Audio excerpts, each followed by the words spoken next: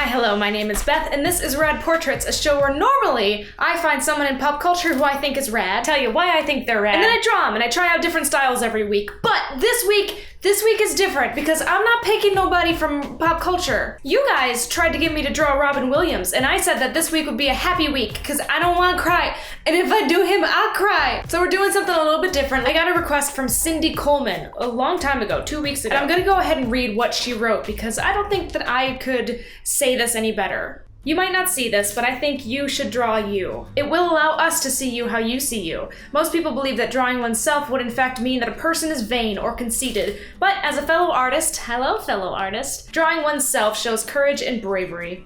It shows that a person is not scared to show the world how they see themselves. And when drawing oneself, you don't have to worry about it being how other people see it because it is you. And the way you see yourself in the world is in fact everything, no matter what people tell you.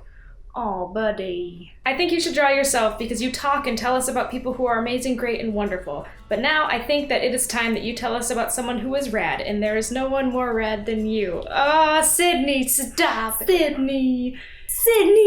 You're breaking my heart. And you're not the only one who's requested it. Some other people have requested it as well, and I've always thought, that's weird. I'm not a famous person.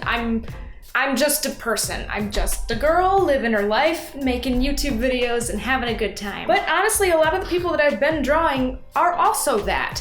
They just are that on a bigger scale. So okay, this week's Rad Portrait is of me, Bethany Radloff. Let's get weird. Well, Rad Portraits is now a draw my life video, or rather a draw my face and talk about my life video. I'm 25 years old. I was born in Flint, Michigan. I graduated from the College for Creative Studies in Detroit with a bachelor's in illustration and a minor in critical theory, and I moved to LA in 2013 to talk about people who are more successful than me. But that's fine, because that's what everyone in LA does anyway. Art was, ironically, never my career choice growing up. I wanted to be on Broadway, baby. I was a theater kid. I took acting classes, voice lessons. I lived for the musicals and ran practices with choir. I volunteered with elementary schools on the weekends teaching them how to sing. I made music videos for the morning announcements. I was deep. I was into it. Then my life changed when I was accidentally signed up for AP Art my senior year of high school. Art was always a part of my life. My mother is a fantastic artist, and I'd essentially been her apprentice, so this didn't come out of nowhere. Regardless, I decided to take an extracurricular figure drawing class to prepare for AP Art. And in that class, I was sandwiched between this mean older man and a woman who smelled so bad that I had to breathe through my mouth, and yet I found myself so deeply in love with drawing that it didn't matter. It is the one and only time I've ever truly felt like I knew that this was something I'd be doing for the rest of my life. I went to an art college, and it sucked. My classmates hated me. I didn't have music or performance anymore. I became an RA, and then the underclassmen hated me.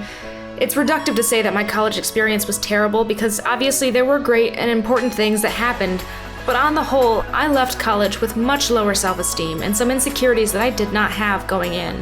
When I graduated and came to Los Angeles, I got a job working in film and TV advertising, and then I found improv comedy. I started taking classes at the Upright Citizens Brigade Theater, and I made some of my best friends there. I started YouTube as a way to tap back into my musical theater high school self, and on top of that, I've never stopped drawing. I've put myself back together since college, and I'm a better person now than I ever was.